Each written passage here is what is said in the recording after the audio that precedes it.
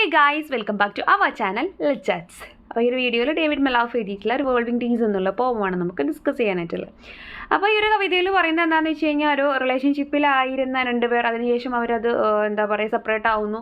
അപ്പോൾ അതിനുശേഷം വീണ്ടും അതിലത്തെ പാർട്ട്ണറിലത്തെ ഒരാൾ ഇത് നമ്മുടെ സ്പീക്കർ അല്ലെങ്കിൽ നമ്മുടെ പോയിന്റ് എന്ത് ചെയ്യുന്നുണ്ട്, ആ ഒരു റിലേഷൻഷിപ്പിനെ കുറിച്ച് വീണ്ടും ഓർക്കുന്നു, അല്ലെങ്കിൽ അദ്ദേഹം സ്റ്റിൽ അവിടെ തന്നെ നിൽക്കുകയാണ്, അല്ലെങ്കിൽ അദ്ദേഹം സ്റ്റിൽ ആ ഒരു വ്യക്തിയെ ഓപ്പോസിറ്റ് ഉണ്ടായിരുന്ന ഒരു വ്യക്തിയെ തൻ്റെ സ്വന്തം പാർട്ട്ണറായിരുന്ന വ്യക്തിയെ ഓർക്കുന്നുണ്ട്. എന്നിരുന്നാലും വേറൊരാളുടേതായി പോയ തൻ്റെ ഒരു പാർട്ട്ണറിനെ ശല്യം ചെയ്യാനോ അല്ലെങ്കിൽ അവരുടെ ഇടയിലേക്ക് ഡിസ്കംഫർട്ടായിട്ട് ചെല്ലാൻ അദ്ദേഹം ആഗ്രഹിക്കുന്നില്ല. അപ്പോൾ അത്തരത്തിലുള്ള അദ്ദേഹത്തിൻ്റെ ആ ഒരു പോയിന്റ് ഓഫ് വ്യൂവിലാണ് ഈ ഒരു കവിത എഴുതിയിട്ടുള്ളത്. Revolving days written by David Malouf. അപ്പം നമ്മളിതിൻ്റെ ടൈറ്റിൽ കണ്ടാൽ തന്നെ റിവോൾവിംഗ് ഡേയ്സ്, ദിവസങ്ങൾ അങ്ങനെ കടന്നു പോയിട്ടും എന്താണ് അദ്ദേഹത്തിൻ്റെ ലൈഫിൽ അല്ലെങ്കിൽ അദ്ദേഹം അവിടെ എത്തി നിൽക്കുന്നു എന്ന് നമുക്ക് ഈ കവിതയിൽ കാണാനായിട്ട് സാധിക്കും. That year I had nowhere to go. I fell in love, a mistake of course, but it lasted and has lasted. അപ്പോൾ അദ്ദേഹം പറയാണ് ദാറ്റ് യോ ഐ ഹാഡ് നോ വോ ടു ഗോ. ആ ഒരു വർഷം എന്ന് പറയുന്നത് ഏതായിരിക്കും, അവർ ആ ഒരു കമ്മിറ്റഡ് ആയിട്ട് ഇരുന്നിരുന്ന ആ ഒരു സമയത്തിനാണ് ഉദ്ദേശിക്കുന്നത്. I fell in love, a mistake of course. അദ്ദേഹം സ്വയം അഡ്മിറ്റ് ചെയ്യുകയാണ്, ഞാൻ പ്രണയത്തിലായത് അല്ലെങ്കിൽ ഒരു ഫെൽ ഇൻ ലവ് അല്ലെങ്കിൽ പ്രണയത്തിൽ വീണ് പോയത് എന്താണ്, ഒരു മിസ്റ്റേക്ക് ആയിരുന്നു. പല കാര്യങ്ങളും നമുക്ക് ചെയ്തതിന് ശേഷമാണ് നമുക്കൊരു അബദ്ധമായി പോയെന്ന് തോന്നുന്നു. അപ്പോൾ അതുപോലെ അദ്ദേഹത്തിന് സ്വയം ഫീൽ ചെയ്യുന്ന ഒരു കാര്യമാണ്, അതൊരു മിസ്റ്റേക്ക് ആയിരുന്നു എന്ന് അദ്ദേഹം തന്നെ സ്വയം അക്സെപ്റ്റ് ചെയ്യുകയാണ്. But it lasted and has lasted. അതൊരു മിസ്റ്റേക്ക് ആയിരുന്നാലും അത് കുറച്ച് കാലമൊക്കെ ലാസ്റ്റ് ചെയ്തിട്ടുണ്ടായിരുന്നു. The old tug at the heart, ഹൃദയത്തിലുള്ള ആ ഒരു പഴയ ടഗ് എന്ന് പറയുന്നത്, പഴയ ഒരു കെട്ട് അല്ലെങ്കിൽ ആ പഴയ ഒരു മുറുക്കം എന്നൊക്കെ വേണമെങ്കിൽ പറയാം. അപ്പോൾ എന്താണ് ഹൃദയത്തിലുള്ള ഒരു കെട്ട് എന്നുള്ളത് എന്താ ഉദ്ദേശിക്കുന്നുണ്ട്, ഒരു പെയിനാണ് ഉദ്ദേശിക്കുന്നത്. അതും ഓൾഡ് ടഗ്, പഴയതെന്നാണ് പറയുന്നത്. അപ്പോൾ അതായത് അന്നുണ്ടായിരുന്ന റിലേഷൻഷിപ്പിൻ്റെ ആ മുറിവുകൾ അല്ലെങ്കിൽ അത് വിട്ടിട്ട് പോയതിൻ്റെ അല്ലെങ്കിൽ അവസാനിച്ചതിൻ്റെ ആ ഒരു വേദന ഇപ്പോഴും എന്തുണ്ടെന്ന് പറഞ്ഞാൽ ഹൃദയത്തിലുണ്ട്. അതിനാണ് ഓൾഡ് ടഗ് എന്ന് പറയുന്നത്. ദ ഗ്രേസ് അൺആസ്ക്ഡ് ഫോർ, ഒരിക്കലും ചോദിച്ചിട്ടില്ലാത്ത അല്ലെങ്കിൽ ഒരിക്കലും വേണമെന്ന് വെച്ചിട്ടില്ലാത്ത ഒരുപാട് ഗ്രേസുകൾ, ഒരു ചാം, ബ്യൂട്ടി, അതായത് അന്ന് ഉണ്ടായിരുന്ന കാര്യമാണ് കേട്ടോ പറയുന്നത്. Urgencies that boom under the pocket of a shirt, ഷർട്ടിൻ്റെ പോക്കറ്റിൻ്റെ അടിയിലുള്ള ഒരു ഏർജൻസീസ് എന്നാണ് പറയുന്നത്. അപ്പോൾ ഷർട്ടിൻ്റെ പോക്കറ്റിൻ്റെ അടിയിൽ എന്ന് പറയുമ്പോൾ നമ്മുടെ ഹൃദയം അല്ലെങ്കിൽ നമ്മുടെ മനസ്സ് എന്നൊക്കെ നമുക്ക് പറയാം. അങ്ങനെ നമ്മുടെ ഒരു ഹാർട്ടിൻ്റെ അകത്ത് അല്ലെങ്കിൽ നമ്മുടെ ഒരു മൈൻഡിൻ്റെ അകത്തൊക്കെ ഉണ്ടായിരുന്ന ആ ഒരു ഏർജൻസീസ് നമുക്ക് റിലേഷൻഷിപ്പിലാവുന്ന സമയത്ത് നമുക്ക് സ്പോണ്ടേനിയസ് ആയിട്ട് ചെയ്യാൻ തോന്നുന്ന അല്ലെങ്കിൽ നമ്മുടെ ഉള്ളിൽ കൂടെ കടന്നു പോകുന്ന പലതരത്തിലുള്ള ഏജൻസീസിനെ കുറിച്ചാണ് അവിടെ ഉദ്ദേശിക്കുന്നത്. അപ്പോൾ അത്തരത്തിലുള്ള ഒരുപാട് ഗ്രേസ് ആയിക്കോട്ടെ ഏജൻസീസ് ആയിക്കോട്ടെ അതെല്ലാം എന്താണ് ഇപ്പോൾ എങ്ങനെ നിൽക്കുന്നത്, ഒരു ഓൾഡ് ടഗ്ഗായിട്ട് ഒരു വലിയൊരു എന്താ പറയുക ഒരു കെട്ടുപോലെ അല്ലെങ്കിൽ ഒരു കൊളുത്തി പിടിക്കുന്ന വേദനയിലാണ് അദ്ദേഹത്തിൻ്റെ ഹൃദയത്തിൽ ഇപ്പം നിലനിൽക്കുന്നത്. What I remember is the colour of the shirts. എനിക്ക് ആകെ ശരിക്കും പറഞ്ഞാൽ ഓർമ്മയുള്ള എന്ത് മാത്രമാണ്, എൻ്റെ ഷർട്ടുകളുടെ കളറുകൾ മാത്രമാണ്. എന്താണ് ഈ ഷർട്ടിൻ്റെ കളർ എന്ന് നമുക്ക് അടുത്ത ലൈനിൽ മനസ്സിലാവും. I had boat them as an experiment in ways of seeing myself. ഇപ്പോൾ ഓപ്പോസിറ്റ് നിൽക്കുന്ന ആളുടെ ഷർട്ടല്ല, അദ്ദേഹത്തിൻ്റെ തന്നെ ഷർട്ടാണ് നമ്മുടെ സ്പീക്കറുടെ തന്നെ. അപ്പോൾ അദ്ദേഹം പറയണം എന്നെ പല തരത്തിൽ സ്വയം കാണാൻ വേണ്ടിയിട്ട് ഞാൻ വാങ്ങിച്ച അല്ലെങ്കിൽ സ്വയം എന്നെ എക്സ്പെരിമെൻറ്റ് ചെയ്യാൻ വേണ്ടി ഞാൻ വാങ്ങിച്ച ഷർട്ട്സ് എന്നാണ് പറയുന്നത്. അതായത് സ്വന്തം അദ്ദേഹം പല ഷർട്ടുകളിട്ട് ട്രൈ ചെയ്തിട്ടുണ്ടായിരുന്നു, ഏതിട്ടാലാണ് കൂടുതൽ ഭംഗി, ഏതിട്ടാലാണ് കൂടുതൽ അട്രാക്റ്റീവ് എന്നറിയാൻ വേണ്ടിയിട്ട് അദ്ദേഹം സ്വയം എക്സ്പെരിമെൻറ്റ് ചെയ്തിട്ടുള്ള ഷർട്ട്സിനെ കുറിച്ചാണ് പറയുന്നത്.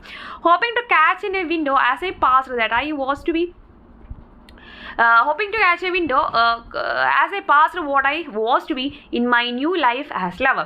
അപ്പോൾ എന്താ പറയുന്നത്, ആ ഷർട്ട്സ് പലതരത്തിൽ ഇങ്ങനെ ട്രൈ ചെയ്യുന്നത് എന്തിനു വേണ്ടിയിട്ടാണ്, hoping to catch in a window എന്നാണ് പറയുന്നത്. ആ ഒരു ജനലിൻ്റെ മുന്നിൽ കൂടെ അങ്ങനെ പോകുമ്പോൾ അവിടെ ആ ഒരു നോട്ടം പിടിച്ച് പറ്റാൻ വേണ്ടി. അപ്പോൾ ആരായിരിക്കും ആ ജനലിൻ്റെ അകത്തിരിക്കുന്നത്, നമ്മുടെ ലവറായിരിക്കും, അദ്ദേഹത്തിൻ്റെ ലവറായിരിക്കും.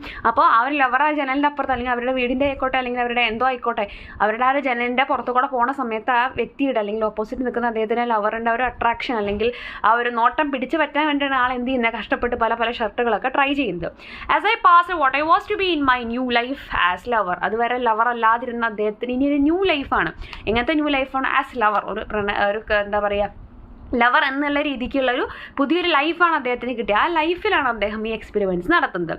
ഇനി പറയുന്നത് പല ടൈപ്സ് ഓഫ് ഷർട്ട്സിനെ കുറിച്ചാണ് അദ്ദേഹം വാങ്ങിച്ചിട്ടുള്ളത്.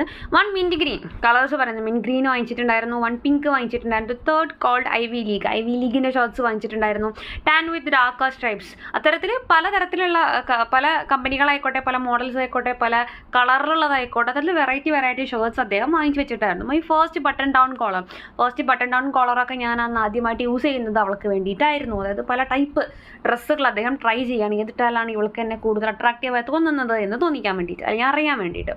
വി നെവർ റൈറ്റ്, ഞങ്ങൾ ഒരിക്കലും എന്ത് ചെയ്തിട്ടില്ല, എഴുതിയിട്ടുണ്ടായിരുന്നില്ല. But sometimes knotting my tie at a mirror one of those selves I had expected steps into the room. അപ്പോൾ ചില സമയത്ത് ഞാൻ അങ്ങനെ മിററൊക്കെ നോക്കിയിട്ട് ഇങ്ങനെ ടൈ ഒക്കെ കിട്ടുന്ന സമയത്ത് എനിക്കിങ്ങനെ തോന്നാറുണ്ട് എൻ്റെ കൂടെ അല്ലെങ്കിൽ എൻ്റെ തൊട്ട് പുറകിലായിട്ട് ആരോ ഒരാൾ നിൽക്കുന്നത് പോലെ, ആരോ ഒരാൾ എന്താ പറയുക, ഞാൻ എക്സ്പെക്ട് ചെയ്യുന്നത് പോലെ ആ റൂമിലുണ്ട് എന്ന് എനിക്ക് തോന്നാറുണ്ട്. അതായത് ആ ഒരു ടൈമിൽ അദ്ദേഹത്തിൻ്റെ ബിലവഡ് കൂടെ ഉണ്ടായിരുന്നെങ്കിൽ എന്ന് അദ്ദേഹം ആഗ്രഹിക്കാറുണ്ട്. In the next room you are waiting while I choose between changes to surprise U.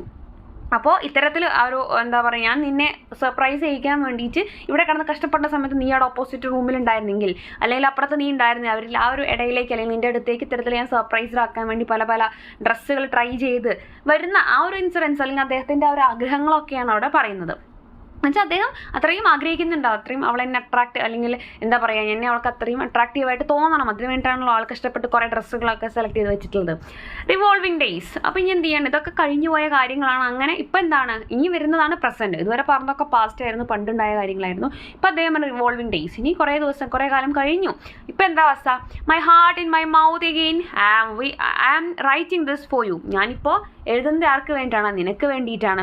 wherever you are, whoever is staring into your blue eyes, നീ എവിടെ ആയിരുന്നാലും നിൻ്റെ ആ നീല കണ്ണുകളിലേക്ക് സ്റ്റെയർ ചെയ്തുകൊണ്ടിരിക്കുന്നത്, നോക്കിക്കൊണ്ടിരിക്കുന്നത് ആര് തന്നെ ആയില്ല. അപ്പോൾ നീല കണ്ണുകളിലേക്ക് സ്റ്റെയർ ചെയ്തുകൊണ്ടിരിക്കാൻ ഉദ്ദേശിക്കുന്നത് വേറെ ലൈഫ്, അല്ലെങ്കിൽ വേറെ ചിലപ്പോൾ മാരേജ് കഴിഞ്ഞ് പോയിട്ടുണ്ടാവും, അല്ലെങ്കിൽ വേറെ റിലേഷൻഷിപ്പിലായിട്ടുണ്ടാവാം, എന്തായാലും ഇപ്പോൾ വേറൊരു പാർട്ട്ണർ ആയിരിക്കും അവർക്ക് ഉണ്ടാവുന്നത്. അപ്പോൾ ആര് തന്നെയാണ് നിൻ്റെ കൂടെ ഉള്ളത് എന്നിരുന്നാലും എന്താണ്, ഞാൻ ഇവിടെ എന്ത് ചെയ്യുന്നുണ്ട്, ഞാൻ ഇവിടെ അതുപോലെയൊക്കെ തന്നെ നിൽക്കുന്നുണ്ട്, നീ എവിടെയായാലും ആരുടെ കൂടെ ആയിരുന്നാലും എന്നുള്ള രീതിക്കാണ് പറയുന്നത്. It's me I am still here. ഞാൻ എന്ത് ചെയ്യുന്നുണ്ട്, നീ എവിടെ പോയാലും ആരുടെ കൂടെ ആയാലും ഞാൻ എന്ത് ചെയ്യുന്നുണ്ട്, ഞാൻ സ്റ്റിൽ ഇവിടെ തന്നെയാണുള്ളത്. No don't worry, I won't appear out of that all time to discomfort U.